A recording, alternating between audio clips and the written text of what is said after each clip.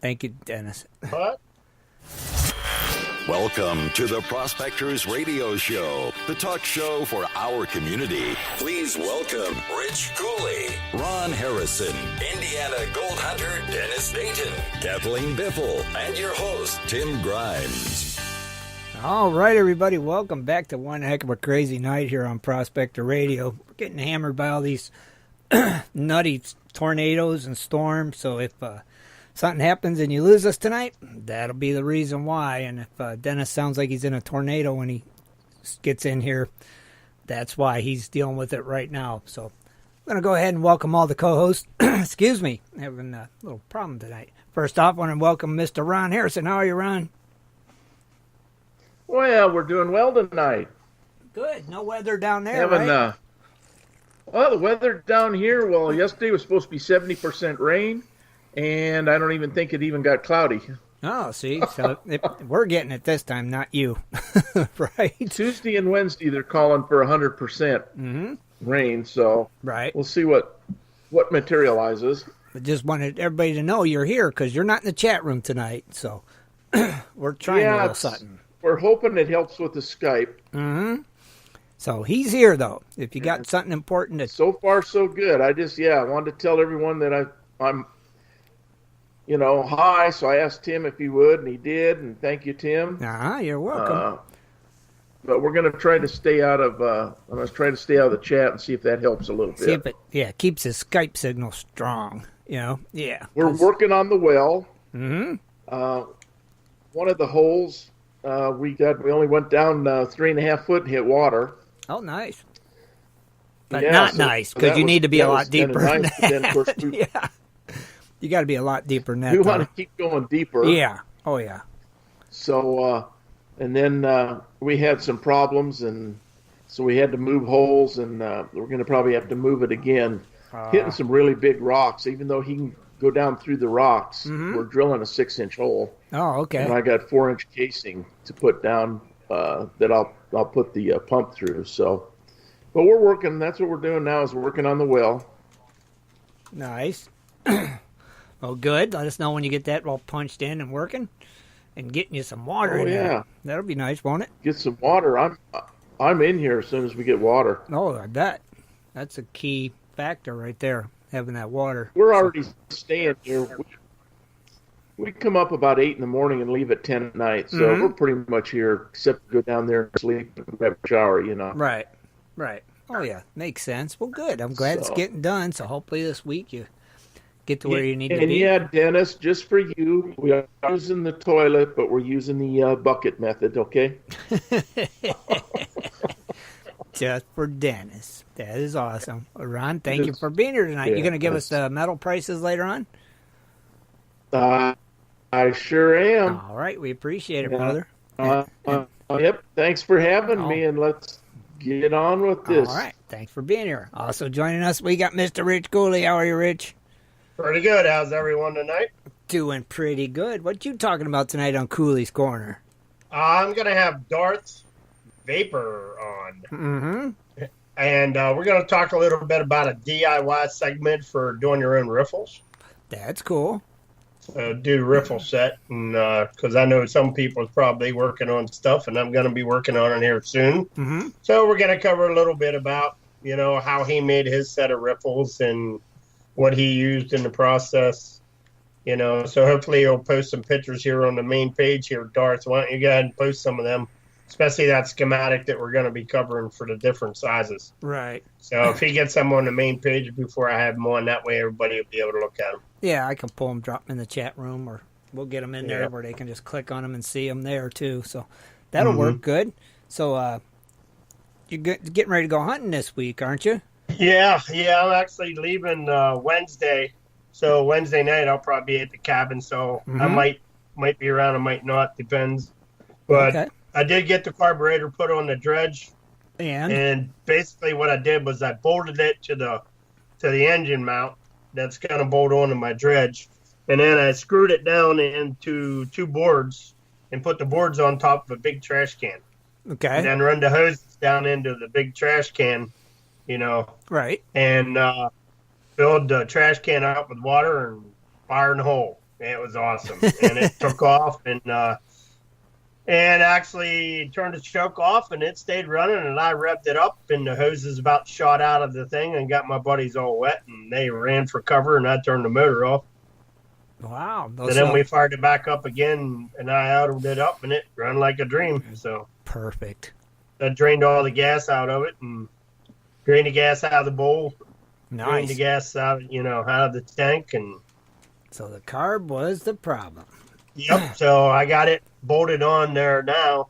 Mm-hmm. Basically, I put a picture on the main page. Mm-hmm. I got basically holding on right now with bolts and wing nuts, and I actually replaced the rubber feet that's on the bottom of the mount. Right. I actually put 4 new ones on. Okay. I found something that worked and cut them down and put them on, and I got it actually held down with wing nuts right now. Mm-hmm. But what I'll end up doing is probably running a nut up onto the wing nut, so if they do back off, it's not going to go anywhere. Right. That's a good idea. Nice. I'm glad it's working out. Everything's going. We'll find out how it works. So if not, I'll take them off later. No biggie. Yeah, it's going according to plan. Carburetor. Yep. So I'm getting ready to start bring the crash box in my garage here and get ready to start messing with it and get figuring out what riffles I'm going to put in it. And I want to do 2 sour riffles if I possibly can. Oh, okay. So I want to do a 3/4-inch style riffle set, and I want to do a 1-inch style riffle set. Mm-hmm. And I want to try to design them that way I can just pop one out, pop the other one in, and keep on going. Oh, good. So that's why we're talking ripples tonight, right? Yep. Very cool. That'll be nice, man. Good. I wish you all the luck with it. You know that, and can't wait to see it when it's all done. I'm just glad the carburetor was the problem. Yeah. Yep. $13. $13. $8 on eBay. I will be getting mine. Take the change. Pretty easy. Mm-hmm. I will be getting mine. Trust me. For $13? Yeah. Yeah, definitely. Yeah. And the trick of it is, when I shut it off, I forgot to run it out of gas. Mm-hmm. So the simplest thing that I can tell you to do is there is another drain plug in the bottom of the bowl besides the one to take the bowl off. Right. Just take that off. Right. Put a little can underneath it and let the bowl drain. Mm-hmm. And then if you turn your fuel on and just let it drain, it'll drain your tank too. Oh, right. Yes, exactly. It will. Yep. Turn the fuel on, let it drain the tank, and button everything back up, and you're good to go to next year. Yep. It actually ran some stable through mine when I had it running that short period of time. Did you? So, all right. Yeah. Good. Yeah, why not? Doesn't hurt. Nope. I'll get mine taken care of as soon as I can, but I'm definitely going to have it because $13. Yep, Guys. I should be ready to rock. Yep. Right. Yeah, Ron. Ron? Yeah, can I say, I don't know if in your you can get unleaded without the ethanol in it. That's what I would suggest. Yeah, Down here, that's what we started using, and we're not having carburetor problems anymore. Oh, it's the greatest. Just like it used to be in the old On days. our pumps and everything. Yeah, if you can get it. Down Right, here, it's hard they to find. sell unleaded with ethanol and without ethanol, and Never it costs a lot even heard of more. that. No, they don't have it Yeah, around us it- neither. It'd be great if they did. You know, I've never heard of that. Yeah, because the ethanol will gum up your carburetors in small engines, little engines. Sure does. You know. Yes, Okay, it well, does. that's why I brought it up. Thank you, Ron. All right. Cool. And Rich, You bet. can't wait for the segment, and thank you for being here tonight, brother. All right. Thanks for having me. Oh, anytime. Also joining us tonight, we got the Queen of Koi, Miss Kathleen Biffle. How are you, Kathleen? You guys are scaring me with all this talk about carburetors and gumming up stuff. Stable I'm and- paranoid now. Had no reason to be. You know, Well, not you. I don't know. Yours is, This is kind of, my dredge is, besides my car, like the first piece of machinery equipment that I've had. So and that you really care for a lot, right? yeah, That's I gotta it. take care of it. That's right. Yeah. Well, you're doing a good job taking care of it. You know, and you're listening and you're absorbing. You got getting a stable and all that stuff to put in it. And Yeah. I mean, you're doing what everybody's suggesting, so you're fine. I don't know if they have that gas out by you guys. They might in Columbus, Yeah, I never You really know? pay attention. being a bigger city. but I know by me we don't have it. I'm not sure. I don't think I've paid attention, honestly. Probably not, because you run your gas out pretty good when you're dredging, so. Mm-hmm. But right, at least if you take the precautions with the stable or something, it should be fine. Should be. We should be, because that's all I can do, too, for now. But I need a carburetor, you know. But I've always... Well, I'll get to try it out next weekend. Yeah. Oh, that's it's right. Such a beautiful weekend this weekend. This should have been the weekend yesterday. But, you know, I'm going to wait till it gets 20 degrees. Mm-hmm. Yeah, yesterday would have been a great day for you. I was surprised you wasn't there, honestly. Yeah, you know, I had stuff to do, so I had to stay close to home. And then we still make an adventure out of stuff, so. Oh, good. How's the old koi doing? You know, we winterized the pond today, actually. So took all the plants out and shut down the waterfall, clear out the pipes, and just have the little trickle, you know, not trickle, but it's got some aeration, but not a lot. Right. So the koi know that, something's different. Something's happening here. And with all the storms, that was all crazy. One of them was jumping, which was kind of odd. See? It must be. I'd never seen him jump before. Maybe you don't like the lightning or the thunder. Or God I think he was just curious, like, what is going on out there? Maybe it's like it's a light show. I want to see what's happening. It's crazy. This weather's been a little weird, you know. So, how's everything by you now? Has it died down? Yeah, it stopped raining, but I think we're going to be getting what Dennis is getting right now. Yeah. Coming.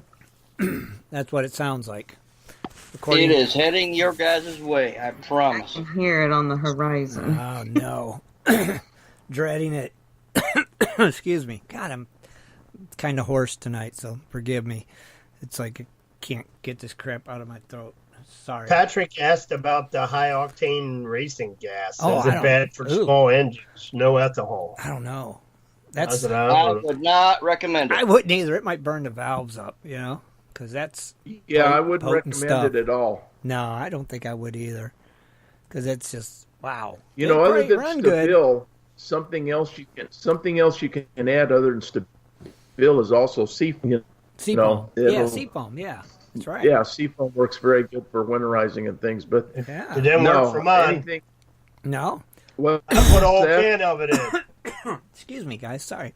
I ran a whole can for mine. It didn't help. It didn't help my carburetor. No, I tried it for the carburetor problems. It won't. It's right. the ethanol that's causing it. Mm-hmm. I just thought it was something dirty. And we learned that from a small engine repair place, but it's something I never even knew about it. And so, yeah, several stations in this area that you can buy the unleaded with no ethanol, and big difference, you know. It is. If you have anything fuel injection in a small engine, you really don't have to run it. But carbureted, yeah, they recommend it. Let's keep an eye out for that next time I'm at the gas station. I know I've not It's seen high. it. I just got 15 gallons. It was $2.82 a gallon. Oh, so they do charge you more for it, huh? Oh, yeah. Huh. Oh, yeah. I wonder why. You know? Now, what does it say? Like 87 unleaded? Or... Yeah, what's it say, Ron? What's that? What does it say? 87 unleaded or what? Yeah. It's just unleaded without ethanol. And it'll say WO ethanol or something, so you know you're not. And then the next pump beside it says that it's got, you know, with ethanol, 10% ethanol. Mm-hmm. Yeah, it's just unleaded without ethanol. Oh, weird. It says non-ethanol fuel alongside the ethanol blend out west. So weird. I've never seen it. I know where I get gas for sure, but pretty cool. Lucky you, Ron. You could get the old ethanol gas. It'll help. Maybe it won't help everybody, but I bet it would help a lot. We've had to go through all the pumps, through all the carburetors of everything I brought down here, and they hadn't set for not even a year, and that was first thing that I was told through the small engine repair place there in Roanoke, and he says, no, he says, don't run that in your small engines, just run, because you can get it here, get the unleaded, you know. Yeah. But they told me to put to run seafoam in it, a little seafoam, if I had to use it with ethanol. Just mix it. Yeah, I got you. Oh, cool. Yeah, but if you're already gummed up, you're gummed up. You're just gummed up, and there's no getting around it. Well, cool. Thank you, Ron. All right, back to Kathleen. Well, it's good to be here, Tim. Okay, I'm glad you're here. I'm glad the koi are doing good, and anything else exciting going on? Well, I've got that 3-day weekend coming up. So yeah, that's always exciting. So that's next Friday, Saturday, Sunday, correct? Is that what it is? Right. Friday, Saturday, Sunday? Correct. Well, I hope the weather gets better for you during the week and you can get out there and have you a good time dredging, right? Yep. And it's getting closer to your anniversary. Yep. Only 11 more days, right? Oh my goodness, is it? I think it is. I'll give you these reminders weekly, Kathleen, to save you. I know, right? I got a lot on my mind right now. That's sad. Kathleen, you got 10 days left. That's your warning. I'm glad you made it tonight, Kathleen. Thank you for being here, as always. Great to have you. And I know Shad's back there somewhere, right? Yeah, he's back here. Our producer, the man. How you doing tonight, Shad? Get up. Get to the microphone. I'm doing good. He had to run across the room. That's all I wanted. Off guard. No, what do you think of that giveaway we posted today? Well, that's just in time for Christmas. I know it, right? I mean, come on. That is awesome of Doc from Gold Hog from being generous. Yeah, I figured, hey, donate that. That's right. Awesome. Yeah, I figured let's get in the spirit. Let's make it a Christmas giveaway. You know, it's like, why not? You know, get everybody's blood flowing a little bit, and get them over here to enter that great giveaway. And I know you've shared it. You've shared it on Facebook as well, and so it's out there. So, thank you for doing that. Just go to the giveaway tab and pretty simple instructions on this giveaway. It don't get much easier, does it? No. Man, oh man. It's like, try to make it easy. Yeah, so that's easy. And what about the YouTube thing? We're all set up there on YouTube and everything now, all good to go? Oh yeah, we're getting subscribers. They're coming in little by little. I think you're up to 168, so you've gotten over 20 plus in just less than a week since you tweaked it a little bit and relaunched it. Yeah. Yep. Well, thank you, Shad. Great job as always, my friend, Mr. Producer, on top of things, and we thank you, Shad. We really do. And keep up the good work, buddy. Hey, one thing also with that giveaway, if you don't like having every time somebody joins the giveaway, hit stop following. Yeah, that's pretty. Because every time somebody adds to it, you're going to keep getting a message and a message and a message and a message. Yep. So, just click that little box there. It says stop following. And that is, where is that? I already clicked it. Yeah. Well, it's on every email you get. Yeah. If you look at the links, I believe it's the second link down in the emails. You can click it. It'll take you to GPS and automatically unfollow you from that post. Yep. Or you can go directly into the giveaway tab and just scroll right below where you enter in the comments, I think, and you can hit unfollow. Yeah, stop following. Best thing yes, to do it, because it's insane. I've already gotten probably about 40 comments in like 10 minutes, and I was like, yeah, me too. I just had to go back in and do mine. Yep. Mm-hmm. Yeah, somebody said my phone vibrating, and I'm like, what the heck? Yeah, you have to do it. I mean, it's something it's a weird feature. I don't even know why it's there. I wish I could make it go away, but but it's, some people like to know every time somebody replies to something. So yeah, if you go to the comments, it says following. You receive an email each time someone comments. Yep. Click on that, and it'll automatically say stop following. Awesome. Yes. Don't email me when people comment. It's real simple, so just click on it. Yeah, it's just one click, done, and it won't send you no more notifications when somebody leaves a comment on that post. So you can do that with any post, actually, on there, so on the site. So always keep that in mind. If you're you can always do that. So very cool. Thank you, Shad. We appreciate it, brother, and thank you for being here. Okay? All right, and last but not least, the Indiana Gold Hunter himself, Dennis. Welcome to Oz, Dayton. How's things down there in wonderful world of Oz? You're not horsing up yet, I'll tell you that much. I figured we get a commercial break in first. Oh, no. I was like, wow. No. I gotta get you in here. Then the commercial. Oh, okay. I wasn't for sure. How's that? Just checking. How's them tornadoes? They calmed down a little? It sounds like it did. Can you hear the rain now? Be quiet for a second. No. Not like we could 5 minutes ago. Or It's hitting the roof pretty good right now. It started up again. There were some tornadoes that actually touched down in Brown County, which was starting to really kind of concern me because where they were touching down was close to down there around Salt Creek where Gatesville's at. Oh, yeah. Prospector down there. So they got hammered that one year. Yep.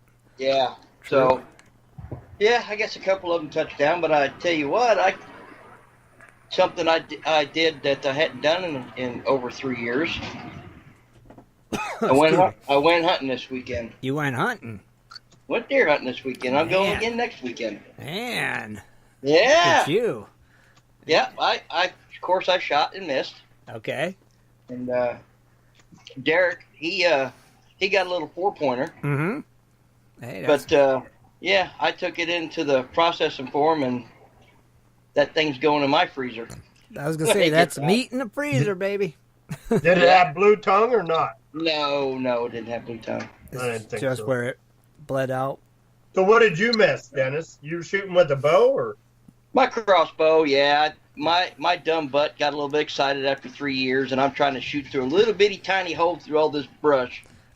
You should a doe or a buck? You don't know. I don't know if it was a doe or a buck. I got a. That's pretty sad when you can't identify. Yeah, that's bad. It's like I was listening to Derek. Derek said, "Well, I don't know. I thought it had horns." Boy, you don't hunt in Pennsylvania because you can identify your target. Yeah, I remember Pennsylvania hunting days. Well, the nice thing about this is you can buy a three tag bundle. Mm-hmm. So you're allowed a buck and 2 does. So really, you don't have to worry about identifying it unless, of course, the first one you shoot's a buck. Then the next unless it's a guy standing in a brown coat walking through the woods. No, it happens. Oh, you know they're going to razz you. It happens, but there's no doubt it wasn't it was a doe. Yeah, so okay, you know you're going to get razzed about it. You should have made it up and said, "Yeah, I knew it was a doe. It was a buck." You should have said it was a big buck, Dennis. But anyway, I've got I took it in because I don't think he was going to have enough money actually to put it in processing. So I said, well, I'll take it. Oh, heck yeah. Got the loins, and I said I want half summer sausage and the other half ground up. Ah. Oh, okay. Man, them loins, that's my favorite part. I'll eat any of it, though. Did you go to Arby's and get one of their new venison sandwiches? No, I've heard that, and I need to try that. I seen the commercial, and my wife said it's probably fake, and I'm like, no. Arby's has the meats. Oh, it's supposed to have elk also. Oh, really? Yeah. See, and they was just for our area. They're only showing the venison, not the elk. So maybe it's in certain areas. I don't eat at Arby's. Shad likes Arby's, but the roast beef looks gray, like it's cardboard. She's anti-Arby's. Anti-Arby's, huh? Pay no attention to her. I don't like Arby's. No. Now they're going to have venison? Yeah. Oh, my goodness. Limited time is what it's saying. So, don't know. Interesting. Don't know that they've been showing it on TV here. So, I'm like, ooh, I got to get there and get one of them before they're gone, before they stop having it.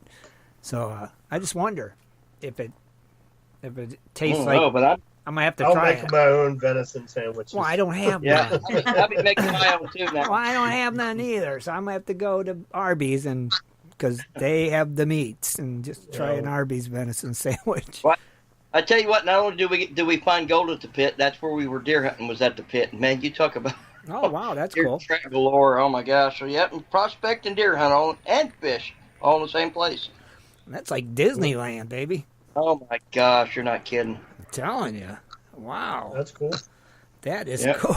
We park where we normally park, down by where we call the beach, and you know, to the left you go Prospector, and to the right you run off in that woods right there and go deer hunt. So Well, that's pretty cool. It was pretty cool. But I also You also? see, What? I also, while we've got this going, I wanted to say a big thank you to our new premium Patreon, Brian James. Oh.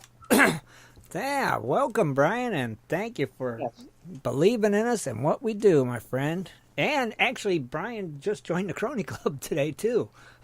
Wow. That's a twofer. Double whammy. That's awesome. That's a double whammy. Yeah, way to go. Thank you, Brian. We really appreciate you. We really do, honestly. It means the world to us. Excuse me. God, I'm having a rough night. So I want to know something. What's that, man? How are you doing? Apparently not too good. How's your day been going? How's your week been going? It's a good week. Yeah, it's always busy at work, I mean, but weekend, nah. I mean, typical yesterday, great day, washed the car, of course. I was just going to ask that. How many times did you wash the car this weekend? Yesterday, and then today I wake up and it's raining. I'm like, come on, really? All that hard Probably work? didn't run outside with the soda. That's why we don't wash our car, because I it know, rains. but it was dirty, and it disturbs me when it's dirty. I'm OCD, I think. I don't know. Oh, boy. So today I just cleaned the basement. So I had a big fun day. Big Timmy, Mr. Clean Grime. Yeah, Mr. Clean the basement. So it's like, hey, what do you do? And that's it. This time change thing throws me off always. I don't know if it does you guys. Wasn't this the longest day ever? Yes. Oh my goodness. It's got to be that time I change. wish I was prospecting today. Oh, yeah. You could have. It's getting longer. Is it getting longer or getting shorter? Oh, no, wait. They're starting to get longer now. Right? It's just weird. I hate time change. It's like, oh, my gosh. Oh, I know. It's just like I jump in the truck this morning, and the alarm clock goes off at 4:30. Mm-hmm. And so I get up, I get ready, and I go up to the truck, and I start the truck up. And, but I was getting ready to leave at about 5:20. Well, my clock said 6:20. I went, oh, man. I was like, what the heck? I thought, man, time must have, I didn't realize it. And I went, oh, that's right. That's me. Last night I'm watching TV, and it's like 1 o'clock in the morning. And I'm like, oh, it's getting late, So I click on the guide again. It's 2 o'clock. And I'm like, I better go to bed. 5 minutes later, I click the guide again. It says it's 1 o'clock. I'm like, oh, it's only 1 o'clock. I'm going to stay up a little longer. What the heck's up with that? I'm like, oh, geez. That's just ridiculous. But it's the time change. I don't have a clue. Crazy. But I'm glad you made it tonight. Glad you got to go out and do some hunting, Dan. Oh, I'm looking forward to the next weekend, man.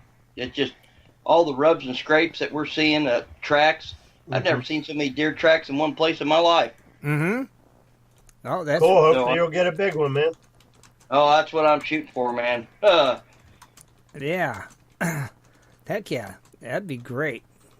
Hey, but the meat. It's all about the meat. Yeah. And the next one's going to be nothing but summer sausage, the whole deer. Well, loins and the summer sausage. And then the one after that's going to be nothing but breakfast sausage. Mm-hmm. Man, you like that sausage, don't you? Oh, yeah. Oh, well, my kids love it, too, especially my daughter. She loves the summer sausage. So I like the jerky.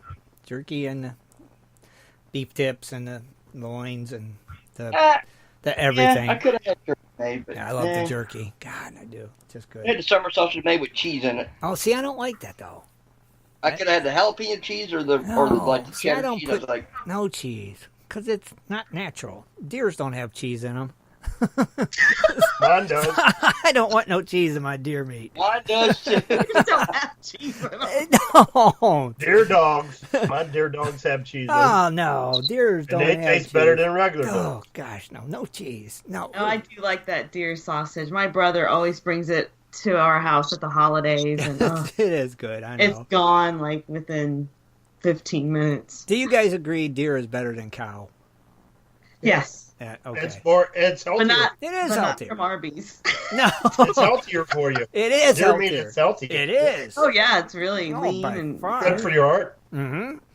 Yeah, I'd rather I eat have deer. to tell you, when I left Colorado, Mm-hmm. Dick Steele, he turned me on to a bunch of elk sticks. Oh, yeah, that's No. right. You told us. You rubbed it in. They were great. Not only that, but elk hot dogs, too. That And might be they pretty were good. out of this world. I've never had elk. I'd like to try it. I bet that's good. Oh, so Yeah, even good. Ken said try elk. Better yet. He must that's have. just a type so of deer, good. right? Is that a type of deer? It is a type of deer, yeah. Yeah, it's definitely in the deer family. It's a lot leaner, not near as gamey tasting. Right. Man, God. Tastes closer to beef. Man, I just love deer. I'd rather have deer than any cow out there. All right. I guess we'll get on with it. So we're going to take a quick break. When we come back, we'll be back with Cooley's Corner. We'll be right back, everybody.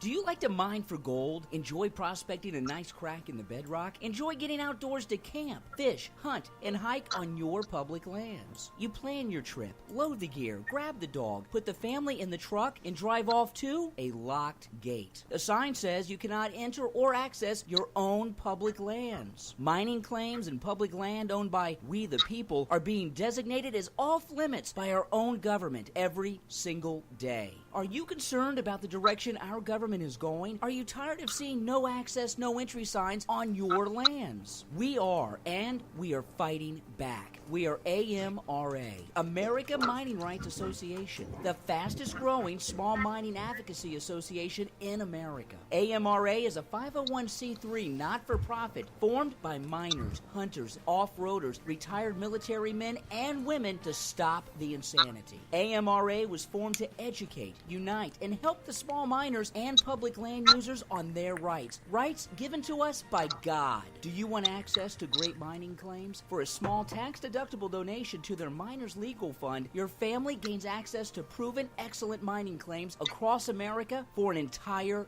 year. AMRA challenges the USFS, BLM, EPA, and the other agencies intent upon stopping you from enjoying your own lands. You are who pays these people's wages. It is time they listen to us. We need to unite. And that is what AMRA is doing. As you sit here right now, thousands of acres of public lands are being closed, locked, and blocked from use by you. Are you fed up yet? Join us. Get in on this fight and let's restore America to what our families fought and died for. Freedom. Just visit AmericanMiningRights.com. AmericanMiningRights.com. Also, check us out on Facebook at American Mining Rights Association. AmericanMiningRights.com.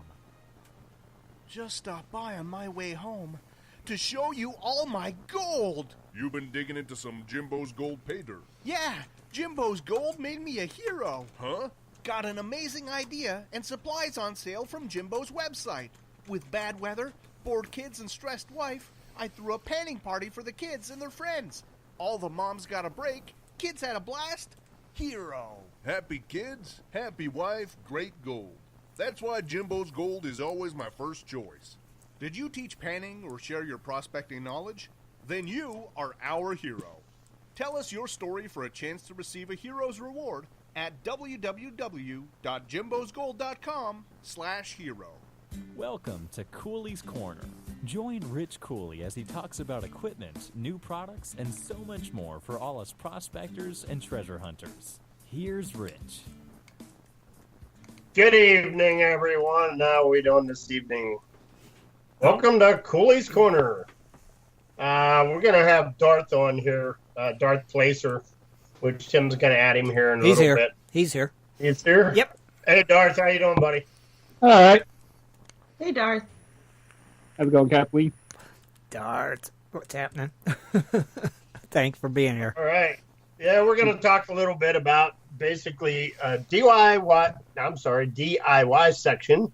Mm-hmm. Since Mr. Bogan at the Cronies Club outing suggested it. So I figured since I'm going to be messing around with riffle sets, and Darth did his, and he actually brought his to the Crony Club outing and did some testing on it, and he actually ran it, and he's pretty much happy with it.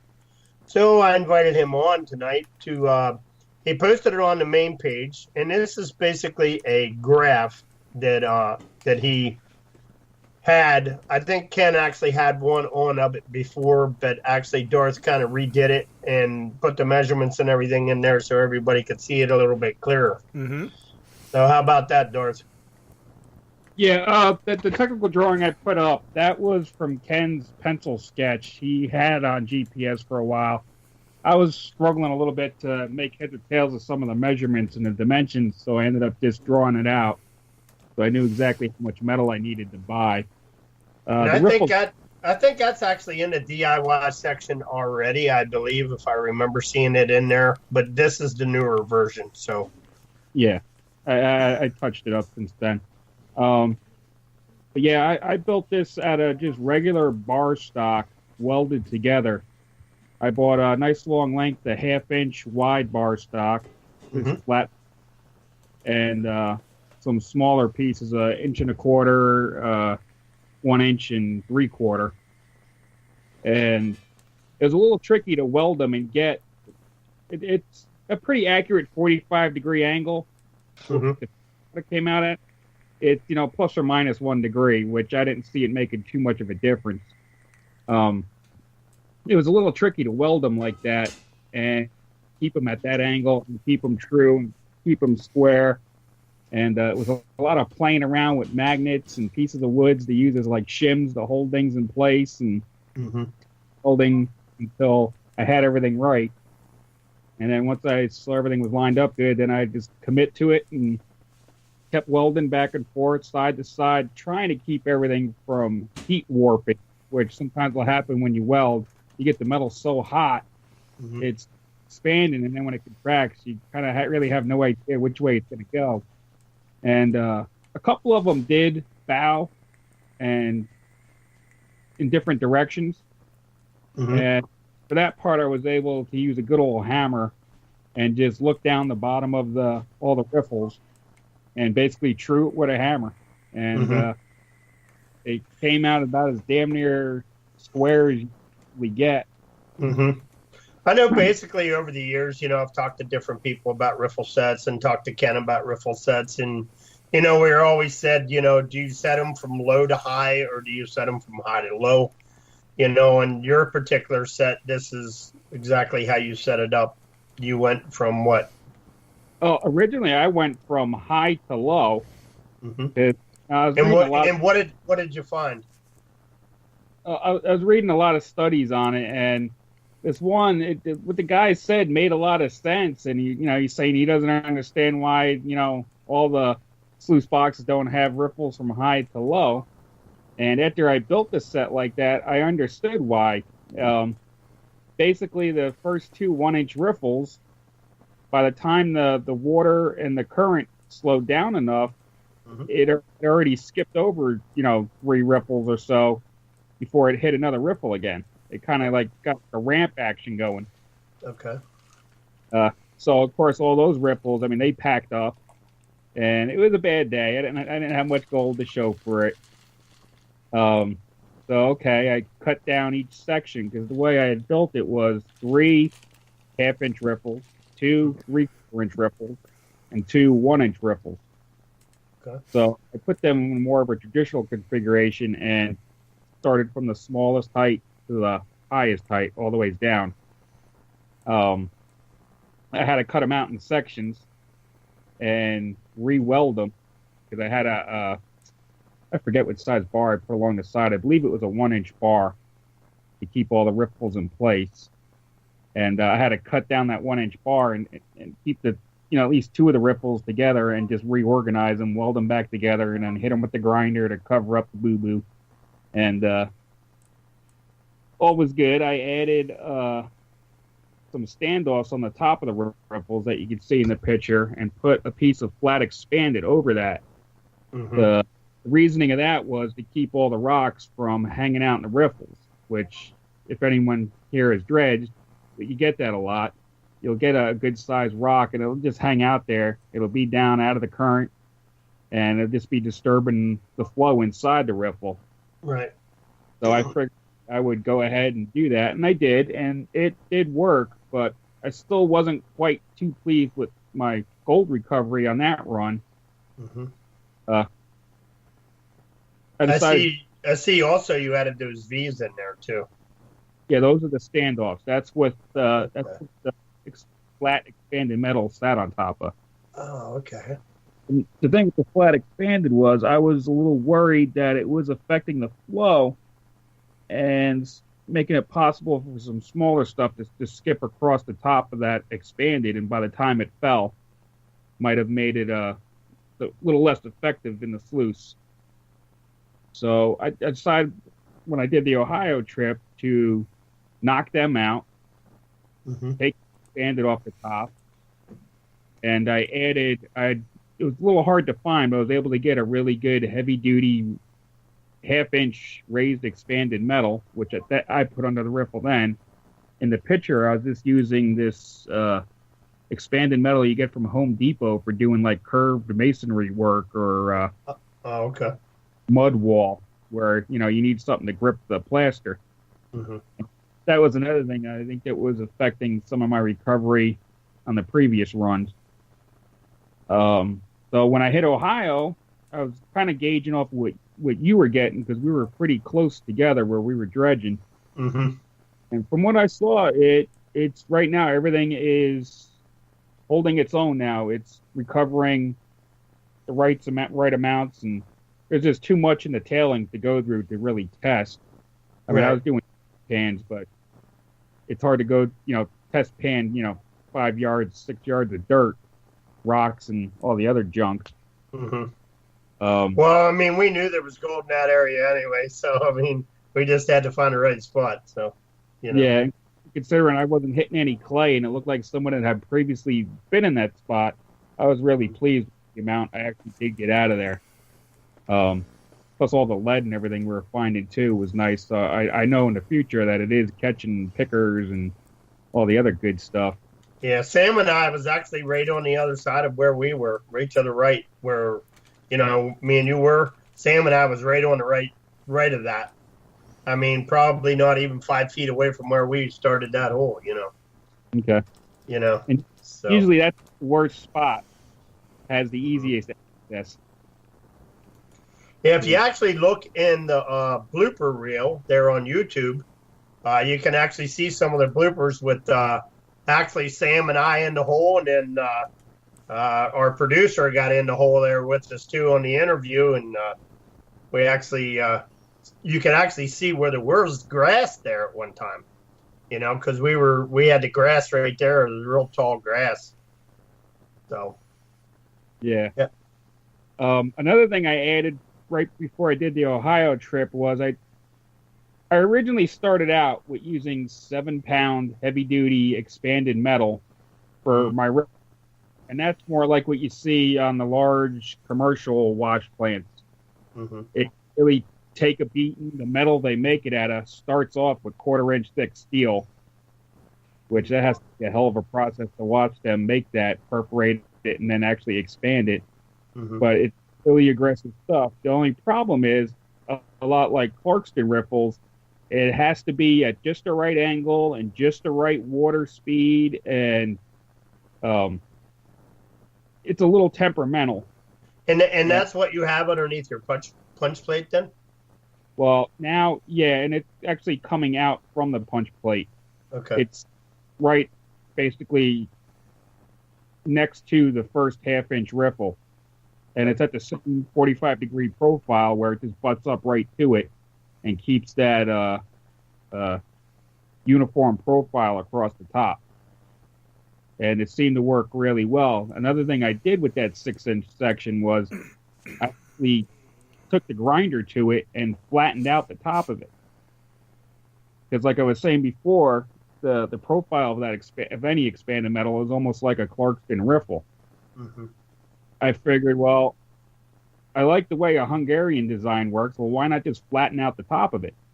And then when you look at it from the side, it has that flat top, the 45-degree angle going up to that flat top, and then it curves down underneath it. That seemed to work really well. Every time I was doing the cleanup, there was a lot of black sand in there. I could see a lot of the some of the lead shot and bullets and stuff that were reflected in the screen. And again, that I decided on that because I saw a lot of stuff around where people are using the 7-pound in the upper section of their boxes. Mm-hmm. Yeah, I was actually reading up on that Clarkson. I had actually a PDF file on that, and I've been reading up on the riffles and stuff like that. And I didn't realize there was so many. You have the angle on riffles, and then you have the expanded riffles, and then you have the hydraulic riffles, and it was quite interesting. I mean, it's an older piece, so they actually talk about back in the old days when they did this, and they actually go by how much material they run through it and all that. It's a pretty good read. Yeah, all that seemed to be pre-internet. It was all hand drawings and typewriter typed up, and it's actually a good study if you're looking to build your own stuff to read. A lot of what they put in there, they knew what they were talking about. And I kind of feel like with the Clarkson riffles, the whole reasoning with that is it's just really easy to get the angle iron in that shape. To get angle in the shape of a Hungarian riffle, no, you have to make your own Hungarian riffle. So when you're dealing with these big wash plants and stuff like they're doing, that's just way too time consuming. You'd have to get something pre-made or spend a fabricator to make them, which I'm sure wouldn't be pretty. Right. I'm lucky enough to have a welder. It's not exactly the greatest welder. I mean, you kind of see the welds in the picture. They're booger welds. It's a cheap Harbor Freight welder, but for everything done with it, the welds hold together. They just don't look store-bought. You got to do a lot of follow-up with the grinder. If you get the cheap Harbor Freight welder, you got to get the grinder. The angle grinder. It's I don't know why they don't include it with that welder, because it makes a mess.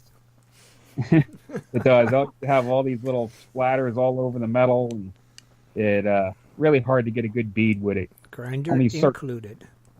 Yeah, only certain thicknesses of metal you could do a nice bead. You're like, wow, why can't I do that all the time?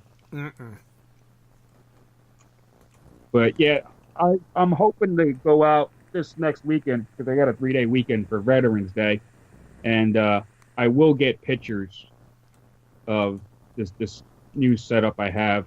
I'm surprised nobody, when we were in Ohio, took a picture of it. I meant to take a picture of it. In all the fun of everything, I wanted to take a picture of everybody's stuff the way they had it set up because I knew I was going to deal with this, but I was just so excited to run my daggone dredge that it just blew my mind. Yeah. I just had to get in the hole and get that gold. I wasn't thinking about anything else at that time, but keep that dredge running. It was definitely a good time. I really enjoyed that trip. It was a lot of fun. Nice to find peppery. Yeah, and you actually got to finally meet everybody. You got to meet Kathleen and Shad and Dennis and everybody, Tim and after all these years. Man. Yeah, man. But after I finally met, that's the longest driving trip I've done. After I've made, I'll do it again. Oh, good. Yeah, I do it all the time. So I mean, that's why I keep coming back. Yeah, because Bill's got really good gold down there. I'll tell you. So, and it's always a fun time. Oh yeah, definitely. Did you see the YouTube Cronies Club outing? Video? Yeah, the video. I did. Did you, Darth? I saw something on the GPS page. You gotta watch it. Yeah. You're on it. You're on it. Yeah. You're a star. Yeah, so you have to watch it in all your glory. Yeah. Yeah, I think everybody was on it. I mean, think got so. A pretty good variety of everybody in there, Oh, all the cronies and. Mm-hmm. I just, like I was telling you before, Darth, I'm just gonna try to. I want to do 2 sets. I want to do a set with 3/4, and I want to do a set with 1 inch. But I think what might happen is on my 1 inch one, I might have to put some 3/4 in the back because I'm going to have my punch plate like maybe 6 inches of my punch blade is going to overhang over top of my riffles. And I don't want to go from that distance before that a 3/4 and then step up to a 1 inch. So I might put some 3/4 riffles in there underneath, and that way it'll gradually step it down. You know what I mean? Yeah, I don't want to come out the box high, It's nice to be able to build them. It's better if you already have pre-configured riffles to start with, and you're just like adding to it or rearranging. Mm-hmm. To weld them, it's a pain. It's a pain. It's that's why I'm glad you guys did that chart there. That list, and it makes it pretty much self-explanatory. It's kind of a labor of love. You want it, you got to make it. Especially when you talk to Keen and they want $250 or $300 for a set of riffles, and paid for my set of riffles wasn't anywhere near close to that. I didn't even I got the metal at a actual metal dealer, a lot cheaper than Home Depot, and it pays if you're looking to build your own stuff to skip Home Depot and Lowe's. And what did you actually ask for this type of metal? See, I'm real close to Baltimore. Okay. So I have about 4 choices of places where I could get metal from, everywhere from McNichols to metal supermarkets and a couple of others. So, this just wasn't regular angle iron, though, right? No, it's the same stuff you get at Home Depot, just a lot cheaper. Okay. And generally, their prices were about half of what they're charging you there. But it was basically, a 1/2 inch high and then 1 inch long. Okay. Or, whatever size you want it. 1/2 inch by 3/4 or 1/2 inch by 1 inch or 1/2 inch by 1 1/4 inch. And some of the stuff, I just got the full length of what they had, just because it was just a lot easier than to have it cut it down. And always good to have extra metal around, because I don't know, around here it always goes to use. I have a nice little stockpile of metal going now. So whenever I want to do something, it's there and slowing me down. But going back to what I was saying, when you're looking to make your own stuff, it does pay to shop around. Cause like even the expanded metal, you could get a whole sheet of 4 foot by 8 foot long of 3/4 inch flat expanded metal for about $40 at a metal dealer. At Home Depot, you'll spend maybe $30 for a 24 inch by 24 inch sheet, right? Which isn't even it's a very small fraction of a 4x8 sheet. So now you say, well, what am I going to do with a 4x8 sheet? Well, chances are other prospectors. And like what I did with my 1/2 inch expanded, I asked Rich if he wanted half, and he jumped on it. So that brought down the cost even more. Yeah, I'm always using the stuff. It's just like I get my .062 aluminum metal that I build my sluices with, and I actually get a 4x8 sheet for $60, and that'll build probably about 6 cleanup sluices, probably. Okay. Maybe even more. Depends. I never even paid any attention, to be truthful with you. Interesting. So check around. But anybody got any questions for Darth here? Or? I put up a picture of in the chat of the nozzle guard I just did. I don't know if I said that to you, Rick. Did you build that? Oh, one? yeah, I did get that. Yeah, did you build that, Darth? Yes, That and I came used out the good. Harbor Freight welder. But I was very attentive with the angle grinder on that and smoothed everything out before I painted it. No, that looks good. That came out real nice. That is for just one place I go in Virginia. I like to pretty much throw the nozzle in a hole and just take a 2-inch fire hose nozzle, and while I'm dredging, blast everything into the nozzle. Especially now we're getting into the colder time of year. That's my preferred method of dredging, so I really don't have to be freezing my arms off in the water. Right. Now, Donald Knox asked, are you building this out of mild steel or stainless? I don't know. He might be talking about the riffles still. So. Looks like Ken already answered it. Oh, okay. Thanks, Ken. Yeah, mild steel and aluminum. I guess I don't know which one he's talking about, the cleanup sluice or I don't either, or the nozzle. Or the riffles or the nozzle. Yeah. Which one, Donald? I think he was talking about the cleanup sluice. Oh, maybe. Yeah, the cleanup is out of aluminum. Mm-hmm. And of course, the nipple there, or the adapter that he did was, you just used, muffler pipe or something? Darth, is that what you used? The nozzle guard I got from a tractor-trailer dealer. That's where I got the tubing to make my power jet from. They also had the 4-inch connections. So I was able to get a connector for, I think that was about $20 for one of them. No, on 10. A little more pricier because it's bigger and less common to find like at an auto parts store. Mm-hmm. But I was able to I can make actually 2 nozzle guards. Yeah, and then the riffles were just regular steel then. The riffles, yeah. And what did you use for your guards on your nozzle guard? That for the round stock? What's that? That's just regular good old steel you get. It's a metal. Just a round stock, basically. Just round bar stock. Yeah, round. Yeah. 1/4-inch bar. 1/4-inch bar stock. Yeah, looks good. I forgot about that. I originally had that piece. I had a couple of them in there underneath the punch plate on top of my woven wire mesh over the vortex mat. Mm-hmm. And I was trying to go for like Ken's cleanup sluice recipe for underneath the punch plate. And for the same reason I took out the flat expanded over the top of the ripples, I took that out too. Because I wanted to just bring everything more back to a more traditional Proline Keen type configuration while I work out all the little bugs and tweaks for this setup. Right. They may end up going back in, though. Okay. Pretty cool, though. You've been busy. Yeah. What's the next project?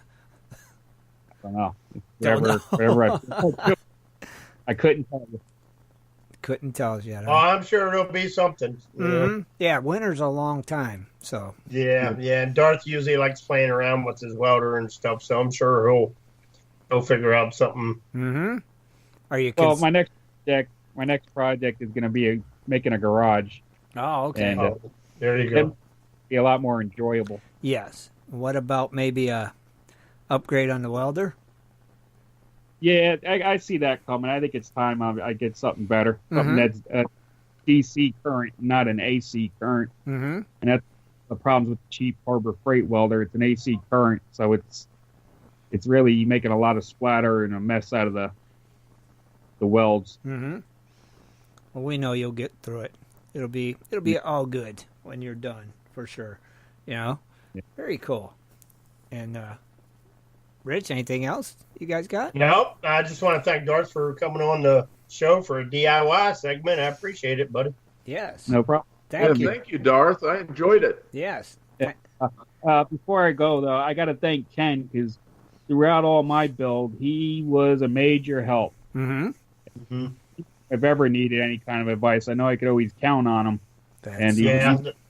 Definitely. Yeah, he's my idol. He's the one that taught me what I'd learned. I mean, very cool. Definitely. I appreciate his advice endlessly because I don't know where I'd be without him putting me right back on the track. Oh, see, that's awesome. It's awesome. It is. That's great. And thank you for mentioning him, Darth, for sure, buddy. For sure. Thank you. Thanks for stopping by, buddy. Thanks, Darth. We actually have Mike Pung in the house. I seen that. Wow, stranger. Yeah, we do. Let's see, what time is it? Oh, it's our favorite time. It's commercial time. All right. We'll be right back, everybody, after this word from a couple of our sponsors. In 1858, gold was discovered in the rivers of New Caledonia. This discovery would spark a massive gold rush. Today, the search for gold is much easier, yet still challenging with Dirt Hog Pay Dirt. At Dirt Hog, we pride ourselves on our gold and guaranteed gold amounts. Just visit dirthogpaydirt.com today and buy yourself a bag of the best pay dirt concentrates on the market. Order with confidence in Canada and North America. dirthogpaydirt.com, the best gold concentrates on the market, period. Also, be sure to check out our Honest Bonus program. Hey everyone, I want to take a minute and talk about a centrifuge that's just been introduced by the Prospectors. It's called the Little Gold Spinner. They have 3 models. They have the Creekside, which is on wheels. They have the electric model, which can be used at home or with a generator. And the Prospector model, which can be set in a creek and up to 14 inches of water. They also have a wash box like a high banker attachment for the Creekside and Prospector models. It is compact and very portable. The Little Gold Spinner is made to run raw material, but is efficient enough to use as a finisher for your concentrates. It's been tested to recover 99+%. I have seen the Little Gold Spinner in the field, and I have seen it work. It does recover gold right down to the fine powder. The Little Gold Spinner is very simple to set up and run. About 1 minute of setup time with no leveling. Just set it and start running dirt. Clean out is very easy and quick also. Pull the plug out of the Little Gold Spinner and rinse your concentrates into your gold pan below. You have 1 cup of concentrates to pan out, about 1 minute of clean out time. So be sure and check out their website, theaul.com, or you can give them a call at 574-326-5765.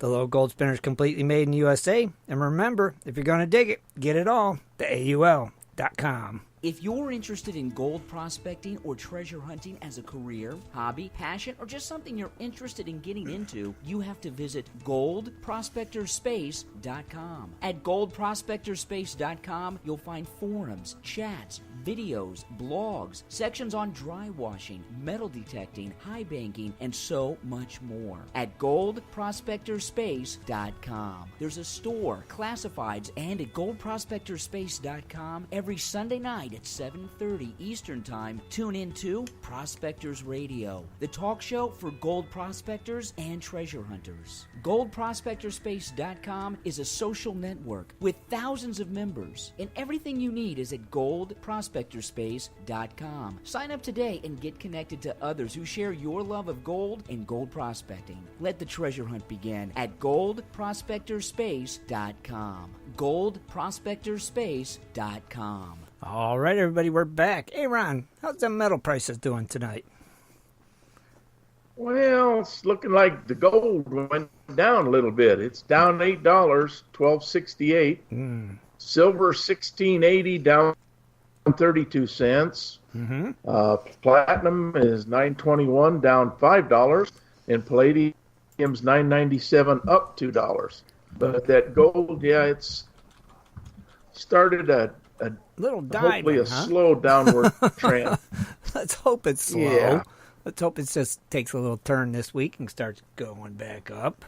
You know, I mean, geez, it's like that's right. Usually it's been pretty good. $12.68 right now. $12.68. Wow. Yeah, she's dropped. But let's see what happens. I seen something on what was it the other day? I seen, and it was talking about how people think, oh, gold's the most expensive metal or palladium or something. And it wasn't. It was some weird stuff. And I was like, what? I wish I could remember it now.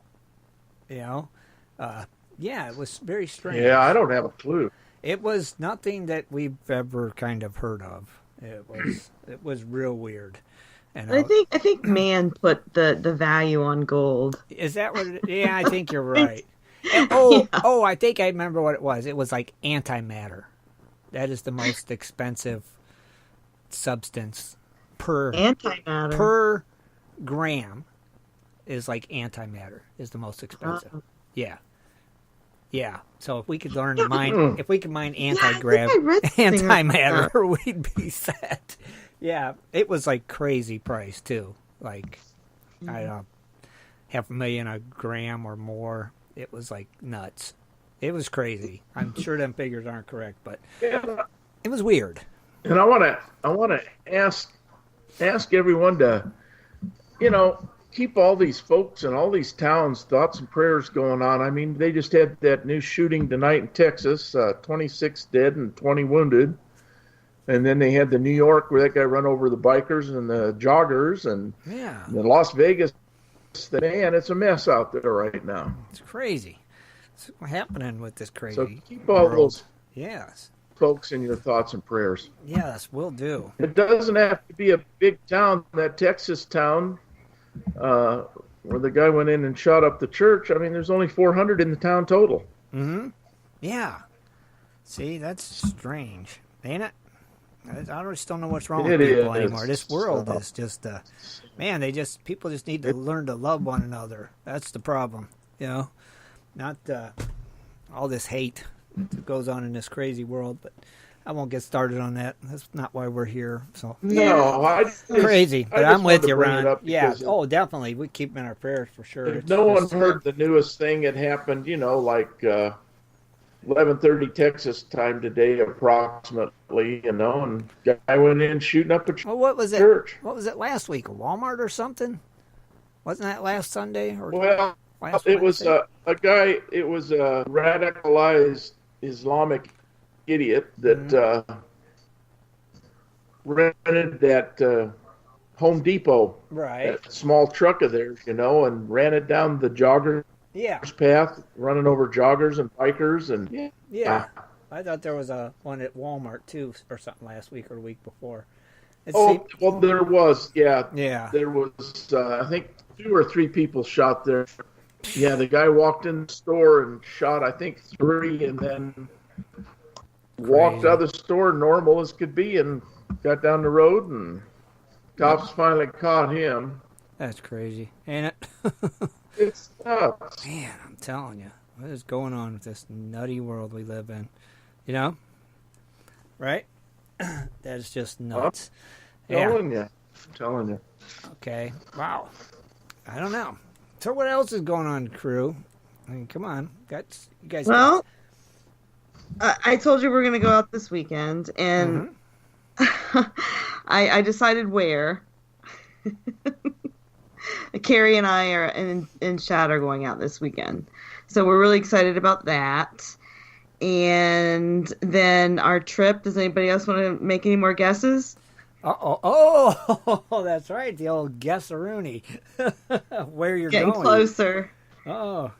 I already made my guess, though. Yeah, I did, too. Yeah, me and Rich did. Georgia. Okay. Anybody out there wanted to talk? I think a couple people might know already. I know some did in the chat room last time we mentioned it. Somebody just said North Carolina. I've talked to some people. Oh, Shad can't be spilling the secret, though. I didn't tell anybody. Carrie said Arizona. I think Arizona's a little far. No place is far. Yeah, I know. Not for you two. Not for the wandering buffaloes. Gosh, I can't wait to go. I mean, just work and everything. Oh, I need it. Yeah, I bet. Yeah.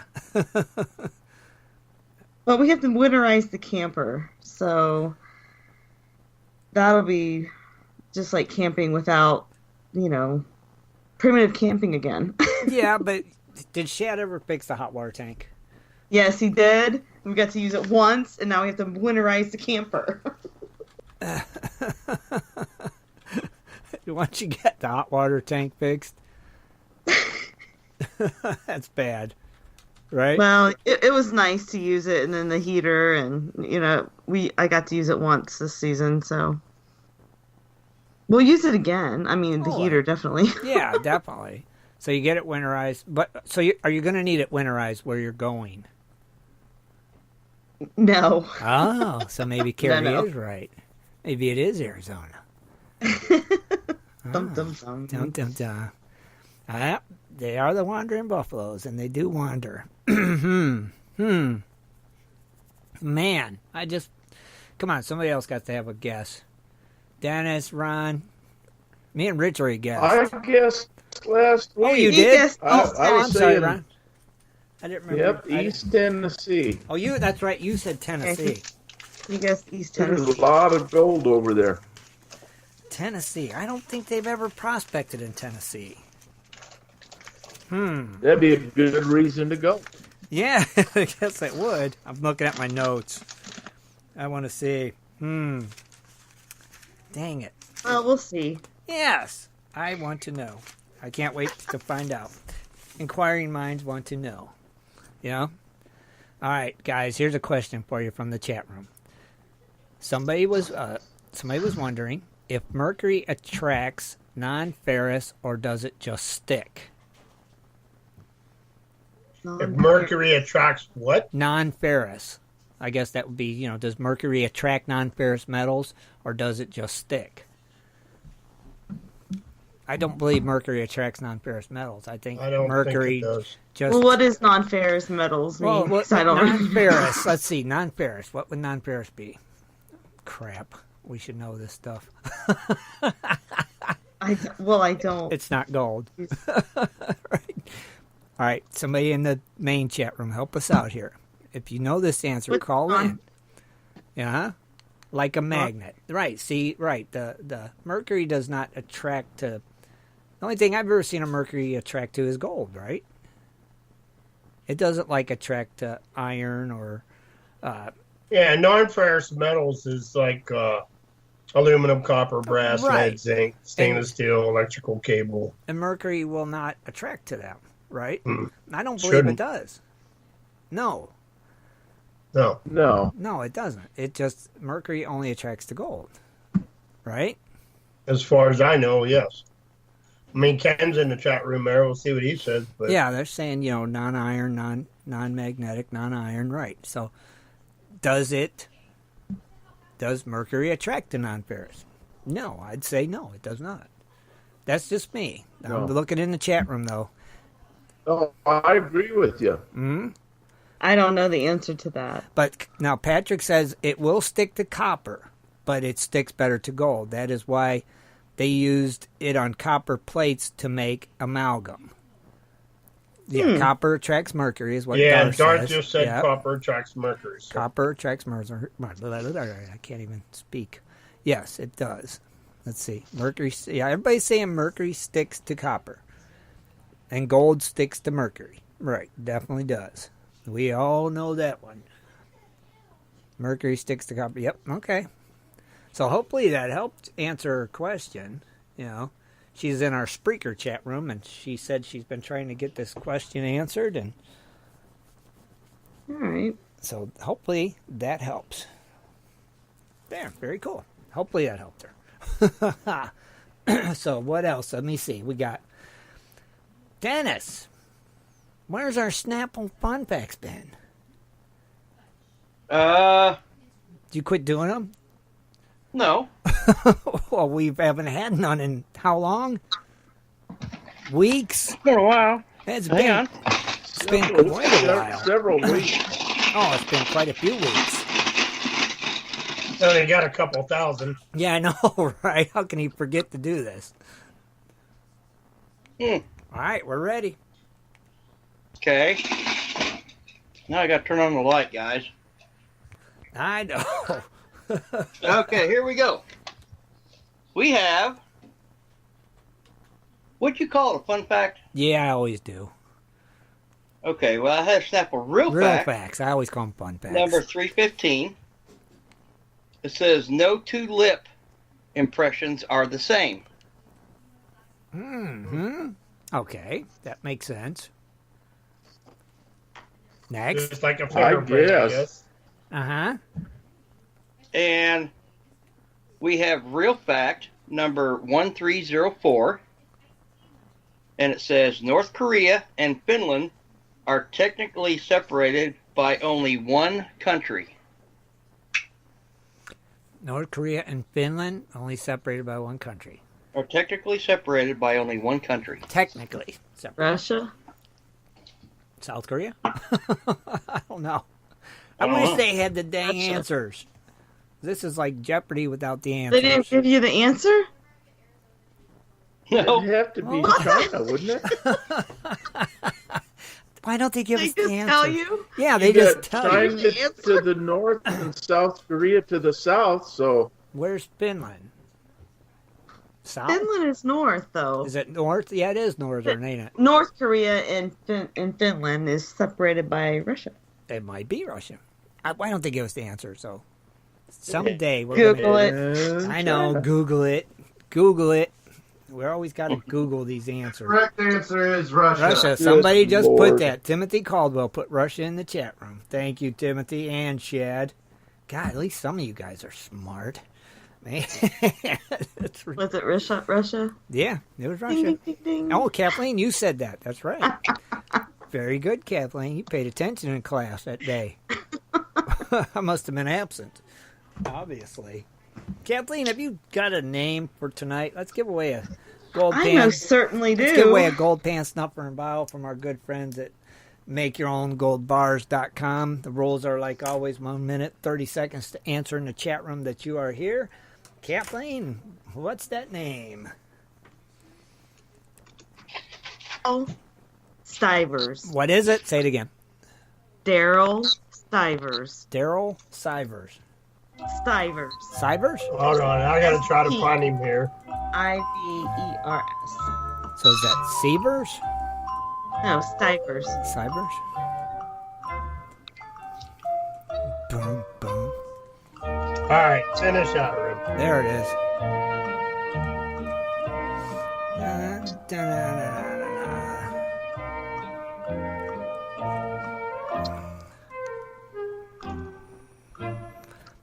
dun, dun, dun. That's all you got to say is I am here. Yeah, I spelled it wrong first, so. Easy peasy. Mac and cheesy. Come on. Come on, Daryl, right? That was the name? I think it was Daryl. Daryl, if you're out there and you're in the chat room, answer I'm here. That's right. To win a new gold pan snuffer and vial from our friends at MakeYourOwnGoldBars.com. So, and do it before time runs out. Yeah. Or have You to got pick about 5 seconds. Yep, Ron is on the timer. And it'll be like beep, beep, beep, beep, beep, beep. That's it.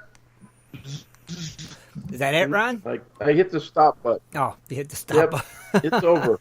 All right, Kathleen, got the next name on that list? Well, or check, yeah. I don't know if this is a joke or not, but the next name on the list is It's a Secret. It's a secret? Okay. That's what the name is. No, they got to be in the United States, though, guys, because Steve can't ship out of state, so Kathleen don't know. Let me check really quick. It just says mail. That's all it says. Well, yeah, he'll have to give his real name once he claims the prize. Yeah. Oh, yeah. Do you know who it is? No. So, what's the name then? It's a secret? Hear that? That was thunder. Yeah, it's lightning in here. It's a secret. So are we going with that? I guess so. But if they're not in the United States, they can't. Right, because they don't ship out of the United States. So I don't. Well, it's a secret. It's a secret. I don't even see it's a secret. It starts with an I. It was the next name on the randomizer. It's gone now because I don't see them in the chat room. Uh-oh. They wanted to remain a secret. Yeah, apparently. No, it's still there. Where? How come I don't see it? It's ITSA. It's a... And then secret. Oh, it is there. Well, let's roll with it. Let's see. It's a secret. It's a secret. Crazy. I give up. 45 seconds left. It's a secret. That's funny. It's a secret name. Maybe he wants to remain a secret. Maybe.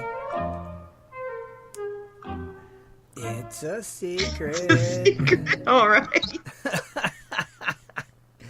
Hey, it's a secret. Wants to keep it a secret. Obviously. Did they not answer? Not yet. Time isn't up yet. Give them a couple more seconds. 5 seconds. 5 seconds. It's a secret. Okay. All right. Phew. It's a secret. And it'll remain a secret, too. I guess so. Obviously. That was strange. That was very strange. But I do have another name on the list. Are we ready? We're ready. Yep. It is Carl Doty. Doaty. Carl About time. I haven't heard from him in a while. He's out of Colorado. Carl Doty. South Dakota.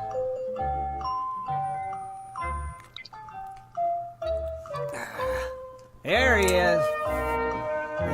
Yay. There, we'll give Denny a break.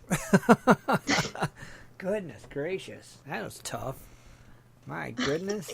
My goodness. Sometimes it's just hard to give stuff away. I know, right? Mm-hmm. I'm telling you. I just side-chatted you there, Carl. Man. That is weird. Yeah? Hey, you know what? What? I saw on Jeff Williams how he does his monthly giveaway for metal detector. Uh-huh. He always draws like 6 names and puts it in the pan, and then out of them 6 names, he draws a winner. Uh-huh. Well, out of those 6 names, a couple of our members here made it to the pan. It was John Shaw and Ronald Toltar. Oh, cool. Cool, guys. Very nice. I mean, they didn't win, but it was But they made it to the cool. pan. Hey, they made it. They made it to the final. They made it to the pan. That's what counts. Yep. That's cool. Pretty neat. Maybe someday it was neat. We'll make it to the pan. Right? You never know. Never know. Never know. Get to the pan. Yeah. What do you have to do to make it to the pan? Just be a patron, I think. Yeah. Oh. Mm-hmm. So we can make it to the pan someday. You never know. And if we win anything, or if the site does where we're a patron, we'll just give it away on our show. So we'll just pay it forward. So hopefully we make it to the pan someday. Maybe we should do a pan for our cronies. Maybe. For our patrons? Yeah. We could do a pan. That sounds like a good idea. Be a little... So they got good odds right now. Yeah, the odds are real good. Yeah. Hey, that's a good idea, Shad. We'll put something together, okay? See what we can figure out. All right? Why not? Did we ever get a hold of Shannon? This is the time of giving, so in the spirit of, we got the gold hog. Well, maybe we'll do a little Christmas basket. Heck, make it a metal detector. Where are we gonna? You gonna donate? Just saying. We don't have one of those. What the heck? Yeah, we would love to. Yeah. Good idea, Dan. Now, what else were we saying? The Christmas basket? That'd be cool. Yeah, we should maybe put something together. That's a good idea. I guess that would be me. That sounds about right. Because, yeah, you're like the basket queen. That one we made for that outing was great. I don't know if it'll be shipped that way. But... Right, it couldn't possibly ship it that way, but it would be cool. Yeah. We'll have to have a little meeting and come up with something here. We shall discuss. Yeah. Ship them a flying koi. A flying koi? A koi-sicle. Not Kathleen's kois. She loves her kois. I do. And we know. I hope they make it through the winter. I'm really nervous. I think they will. I think they'll be fine. I've got it winterized. It's ready to go. I think they will be fine and dandy. So I think here's a caller for you guys. All right. Hello, caller. What's your name? Where you calling from?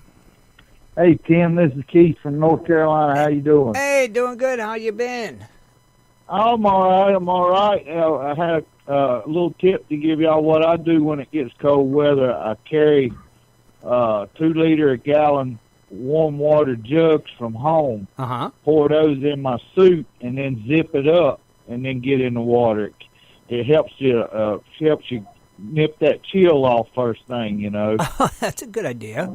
Heck yeah. Yeah, it just keeps you warmer, and you can even keep it in your camper or whatever, as long as it's warmer than the water you're getting in. You just dump it in your suit and zip it up, and that water retains the heat for a while. Of course, we got a couple guys here that's building some homemade heaters, and they're working pretty nice. Right. So I'm looking at getting one of those, but the warm water does help you. Once I get in, I stay in as long as I can, because if I get out even to eat lunch, then I want to stay out. So I try to make a full day of it. Well, sure, because once you start warming up, you're like, oh, man, this feels too good. When I get back in there, that's a good idea. I get some warm water heated up. But, good idea. Just something for y'all that's getting ready to get cold. Well, I thank you, buddy. We appreciate it. We thank you for calling, Keith. I might try that this weekend. everybody has some good holidays coming up. You too, my friend, and we always hope to hear too. from you again. Tell Bill we said hey, too, okay?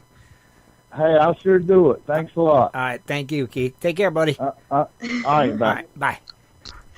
Wow, that's a good idea. That's a good idea. I think we're gonna try that out. Carrie just side chatted me and said, she's "Hey, we should warm up water in the Zodi before we go." Yeah, right. She's got that thingy. I know the thing. You can even it's got a sprayer. You could.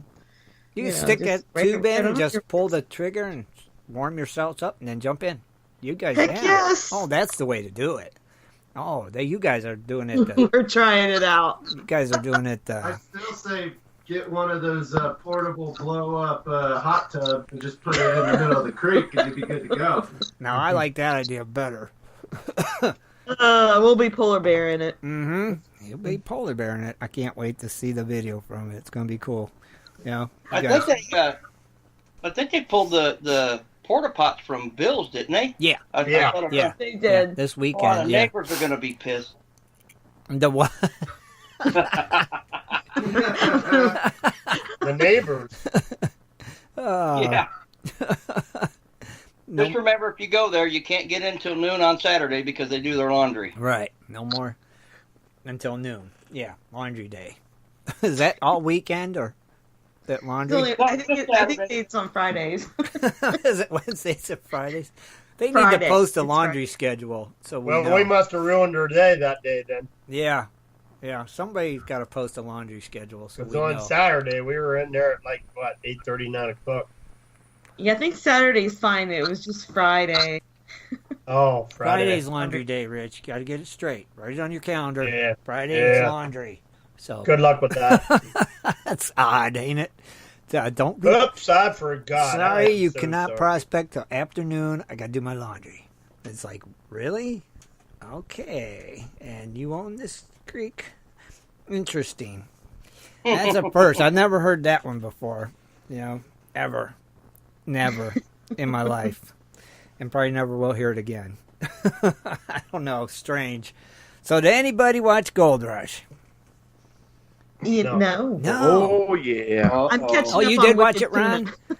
Ron, was you as disappointed? All I know is I feel bad for Freddie Dodge. I know, right? It's like, man. Well, He team up with Hopkins? no, he thought, okay, I'm going to get to finally start firing up old Rusty. Cease and desist on his claim. Yeah, he had to build he built a holding pond first, spent, $30,000 on liner, lined the pond, gets the water in, fires up the equipment, he gets shut down with an injunction, cease and desist all mining on that portion of land. And it's like, are you kidding me? It's like he no sooner got the thing running and got a call. Instantly had to stop. I believe that gets overturned, though. Mm-hmm. I think the judge rules that it has to be turned back over for mining because that's the way it's been for, I don't know, the last 150 years or whatever. That's the one Shad and Kathleen talked about and posted. Correct? Yes, right. Yeah, because it does. they were trying to say it was the ordinance was changed because it's residential, and that's what it's on this episode it showed. But I believe that's all overturned. Yeah. Isn't that crazy though? It's like I'm sure it makes for good TV, but. And did you notice they didn't show Todd's cleanout this week? No. They didn't? No, they showed Parker's. He was under 200, but Todd's they didn't show. It's like, just things that make you go, secret. Yeah, right. It's like, so now it's like, okay, who's in the lead? I still figure it's Parker, but, it's just weird. Why wouldn't they even show it this time? Well, Parker said that Todd unfriended him. Todd unfriended him, yeah. Because Rick asked him, how well did Todd do? And he's like, I don't know. He unfriended me, so I don't know. So that's kind of weird. And they didn't show Todd's total either afterwards. So it's like, what the heck is going on here? I need to know these things. I need to know who's in the lead. So are they making it sound like Todd's trying to keep it a secret? Maybe. I don't know. It's weird. That's why I said it's. They're doing it so you watch next week. Yeah, come on now. You know what I mean? You never know. That's what it is. And Tony did But get his. I will say, Tony that dredge after they put in that, all the new instruments and the new winches and everything. That's going to be sweet. It looks like all he's got to do is sit in a chair and just console, turn baby. switches. A console with monitors and buttons. All he's got to do is push buttons. No Looks more like pulling you're sitting levers. on Star Trek or Yeah, something. right. All hydraulic now. It's that Gold Rush to me is kind of like American Idol. The first couple, 3 or 4 seasons I enjoyed, but then it was like just the same stuff, and it just got to where I don't know. It is. It's the same. I just don't have the interest in it anymore. Dennis, I'm very surprised you said that, because that's the same daggone thing as that show you watch. Same as Oak Island. Oak Island. Curse of Oak Island. Hey, guys. It hasn't been on for 8 or 9 years, though. Not yet. It's working on it. 3 or 4. Yeah, but when's Oak Island? Hey, but remember Tuesday night. Curse Oak Island Tuesday night. That is this week. Right. Also Tuesday night, don't forget the Ed and Jesse show. That's right. That's in your pan. That's right. Be sure to stop by and check out Ed and Jesse's I show. hope they're not on during Curse Oak Island though. Oh, I'm well. not sure who their guest is this week. Does anybody know? I think it's Patrick. Coolio. Who is it? Is it Coolio? No, that's on the 14th. Oh. No, I think it's Patrick O'Masters. Oh. I think. I swear it is. I seen it Yeah, earlier. I think I did see that posted. Yeah, I think it's Pat. That'll be a good show. Pat's a real good metal detectorist and prospector. That'll be an interesting show. So tune in for that Tuesday night on Hangouts with Ed and Jess and Dano. That'll be on the 14th. Yep. So check that out. And then Rich will be on there. Yeah. Pretty cool. Cooley from Cooley's Corner will be on there. Yep. Dennis will be on there someday if he ever makes it. He was supposed to be on last week, but he had problems, so he couldn't make it. I don't want to get into No, that. just he had family He had some problems. issues he had to take care of. But he'll be there. He'll get on there, and y'all can check Dennis out on that show as well. So pretty cool. Yeah. So Gold Rush, I don't know. It's the same. You're right, Dennis. But I still watch it because I like to see the gold, and just. They do have some good gold shots. They do, yeah, they do. I love seeing the cleanup, all that, just that mountain I like it when gold. stuff breaks down. Do you? I do, because I like to see what they do to figure it out. Yeah. Let's I see. think that's pretty exciting. Well, they had the frozen pay blockage this week. That was a little breakdown at Parker's. No big deal. What broke down? They just had the wash plant clogged with frozen pay, so they had to, get ahead of it, strip some more ground, let the stuff thaw a little better, and then start running it. So not a big problem, but it did cause a shutdown for one day or so. So Todd, they didn't show no breakdowns, just the shutdown from Freddie Dodge. So it was kind of. And how's Tony doing up there? They didn't show the new dredge. Them working on that. They just showed him working on the one that he's already got operational, getting the hydraulics on, and getting that finally running some dirt. So he's actually running dirt now.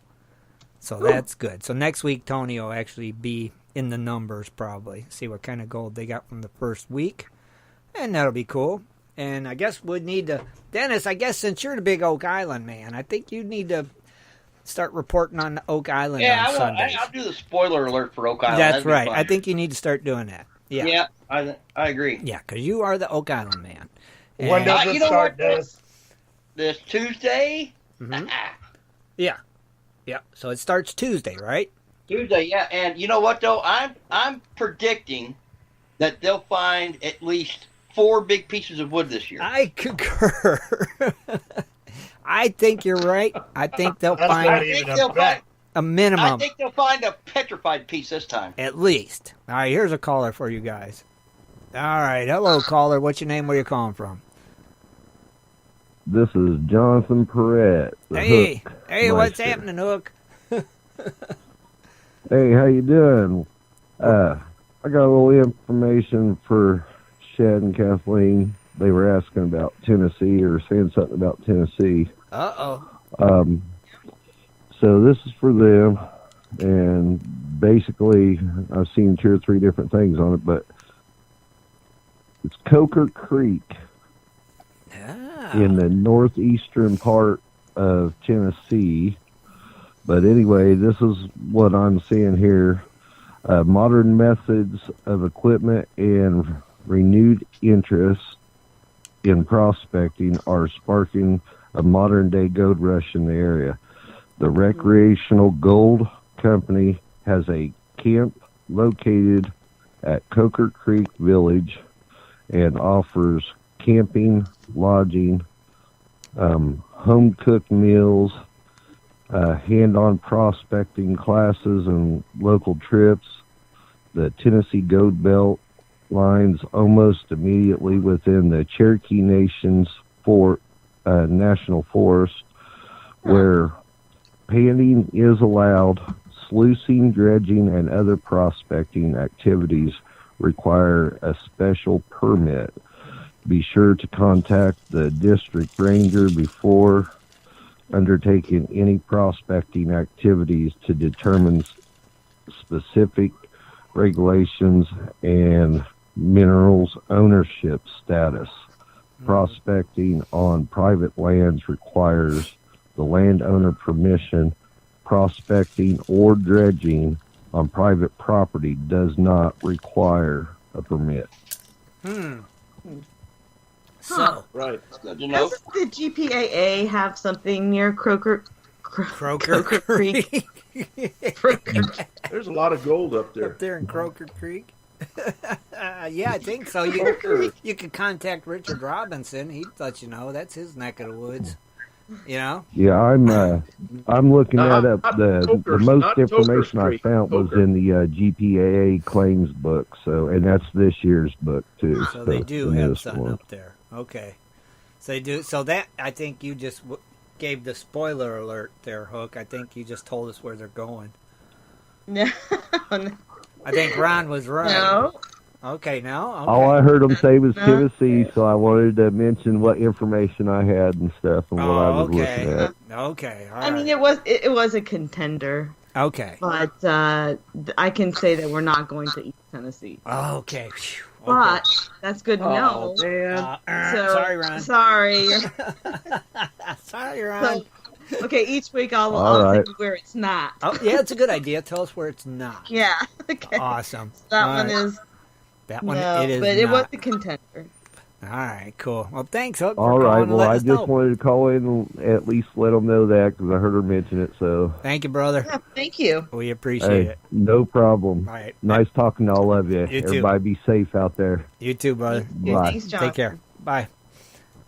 All right, Dennis. So 4 pieces of wood you predict. I predict. Yeah. I predict. I'll stick with 4 pieces of wood. I predict 4 pieces And a of nail. wood, and I predict that they're going to the Bogans. Prospecting with the Bogans. Oh, you think they're going with the Bogans, the Georgia? Oh, yeah. Okay. Oh, yeah.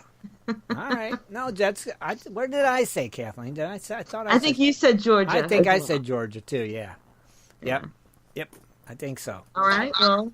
All right. So we'll find out next week show us if process of elimination. That's right. We're right or not. We shall see. Yes, man, crazy. So let me see. So all right. So from now, Dennis, you're going to start that Sunday then. Oh, yeah. Okay. So everybody now, new segment. Spoiler alert: Oak Island from Dennis on every Sunday. So good. Looking forward to it because I want to know what they didn't find again this year. They didn't find a treasure. Well, they're going to find a key in a chest. We know that. They keep showing that, but I think that's a trick to get us to No. watch.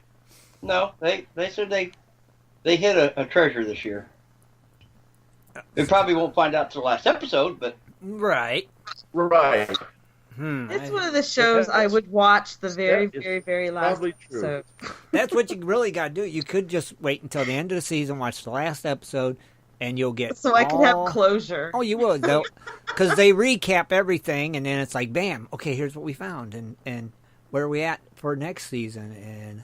Okay. Yeah, because you know the first show is just going to be about the last 3 years. And right. Right, they always do a recap and then the talk second about all show... the anguish, and, you know... It's like you're there, you're watching it again. Yeah. And the second show will be about the last 3 years. The third show. Pizza Well, the first half of the show is the whole thing, how it got started, and da da da da da, and Isn't that showing awesome? all the pictures of the folks, and oh my gosh, rerun over and over and over. Yeah, you're right. So we'll see. I'm looking forward to it. And I've watched it every year so far, so I'm sure this year won't be no different. Well, I'll tell you something that bugs me every week, and that's watching Gold Rush. And the last 15 minutes of Gold Rush, Yeah, commercials. I believe there's probably 13 and a half minutes of commercials. At least. Yeah. They gotta Yeah, and then go- they come on for 2 5 seconds. minutes left of They the show. will, 5 minutes left of the they'll show. They show come on you and a do 10. 10-second We thing. were watching it. They did 10 seconds of Gold Rush, and then they put on commercials. Commercials again, Commercial yeah. again, yeah. I don't like that, the way they do that. Yeah. It's like, you think it's coming back on, then they show you a little clip, and then they go back to 20 more commercials. And it's like, really? That's why I'm glad I've been recording it, and I'm just That's why I skipping through it. DVR it, and I just fast. That's what I've been doing too, Rich. It makes it so it's like a 20-minute show now. Web said, "You want to watch it now?" I said, "Nope." I will watch It is. when they're done. It's 20 minutes, ain't it, Rich? When you skip the commercials.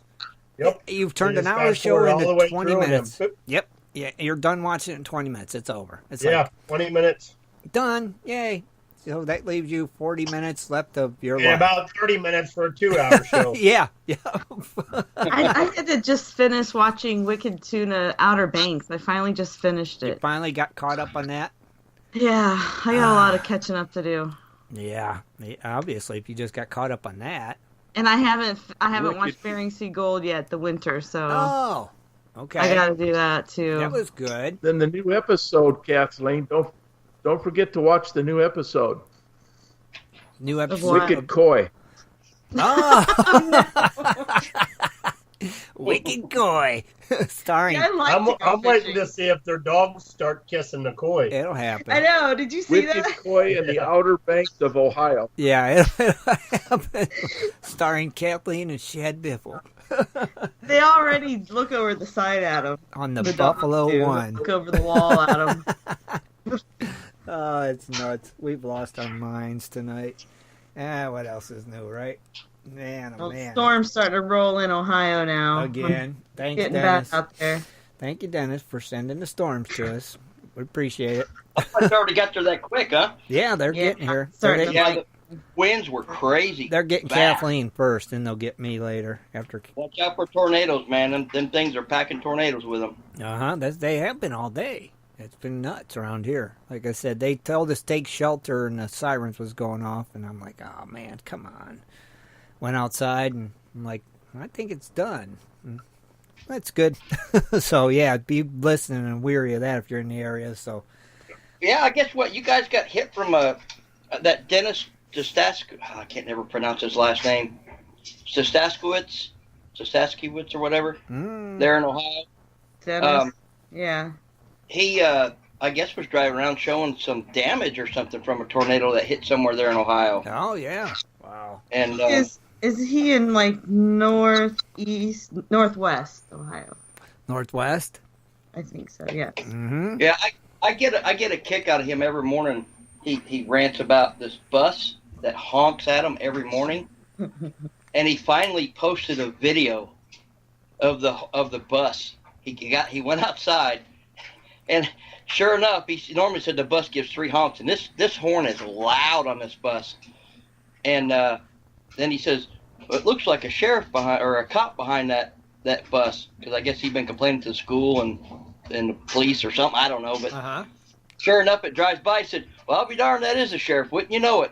Didn't do nothing about it." I mean, it's now I get a good laugh because every time I hear him complain about that horn, I actually seen it happen. So if he says it in the morning, the bus, I'll start laughing again. Oh my gosh, it's craziness, ain't it? They yeah. ain't gonna do nothing. It's a school bus, right? It's loud though, man. Oh Man. yeah, yeah. It's a bus. They gotta have loud horns, you know. At 4:30 or 5 in the morning, it seems like. Why are they honking? They must be honking to get the be there? kid out of the. I think it's a kid. His dad lives there and his mom lives somewhere else, so sometimes he stays there. Mm-hmm. So the bus pulls up and honks. Right. To see Honks if they're again, there. and then after about 10 seconds, if no one, I guess, flashes a light or anything, they take off. Right, because I know when we lived in Pennsylvania, if the kids wasn't out on the porch like in the winter, they would beep the horn to see if they was coming out the door. Oh, they don't honk here. Oh, they did. They barely down there. stop. Yeah. You gotta jump on the bus. Oh no, they went out. They honk. It's like, come on, and it's like, oh, they're not coming. We're out of here. Yeah, see. So that could be why they're honking to see if they're coming or not. You going to school today or not? Are you at your dad's today or not? Yeah, going to school. All right. Well, we want to mention one more time to tell everybody to be sure and stop on by and enter our great Christmas giveaway we got going on right now for that multi-sluice. And also, if you like what we do here on Prospector Radio, become a patron today for $5 or $10 a month to help support the site and the show and make things happen around here. We really appreciate it. We value every one of our listeners, and if you like what we do, that's the way you can help. Also, you can become a crony today. We got a great giveaway going on in the Cronies Club again. That'll be coming up soon. So check all those things out. Trying to think what else. Be sure to check out our YouTube page, our Facebook groups, all that good stuff. Be sure to tune in Wednesday nights for our West Coast Wednesday show as well, with Kathleen's dredging up the news, and in the Gold Fields with Scott Swiftwater Tony, our Arizona connection out there in the West, who got himself a big 6-inch dredge we seen. So, pretty cool. He said he can stand on it. I bet he can. Yeah, but he's so it's little. a boat. Right, I know. Well, I was also going to ask him, how does he know if he didn't have it in the water to stand on? I don't know. Right, I forgot he's little, so it don't matter. Yeah, right. He's little. Wow. He can probably straddle one of the floats and ride it like a horse. Yeah. He put it in the swimming pool. Teddy C, are we on Instagram? I don't think we're on Instagram yet. We're like on everything else. I don't know why we're not on Instagram yet. But I'm not on Instagram. What is that? It's like pictures. Yeah, I think it's Instagram's just all pictures. I don't think we're on Instagram. No. Are we Twitter? Yeah, we're on Twitter. We're on Twitter. Oh, yeah. I don't even know how to use Twitter. Yeah, we're on Twitter, Facebook, SoundCloud. I'm only on about 2 things. I'm thinged out. We're on like 10 different things that you can, and to hear the show, you can hear the show. Like there's nowhere you can't pretty much hear the show. And like I said last week, if you iHeartRadio, that's right, iHeartRadio, TuneIn, iTunes, Spreaker, SoundCloud, Big Weezus. I'm still forgetting stuff. And don't forget, if you have Alexa, you can go, hey, Alexa, play Prospector Radio, and she'll play it for you. And now Alexa knows us. Right, Alexa knows us. She's our friend. So we're like this. That's right, we close. So give it a try if you have one. I'll have to check with Siri. Yeah, you have to check with Siri. I don't know if she likes us. So we'll have to ask Siri. She's snubbing us. Say, play Prospector Radio. Let me see. I'm just going to ask her. You got to do it right now. Hey, Siri, play Prospector Radio. See what she says. Uh-oh. Station Prospectors Radio playing. Uh-oh. There we are. So you can ask Siri. I'm having trouble playing that. No. It's a secret. No, it's a secret. She has a British accent? Mine does, yeah. Oh. I like her Britishy like that.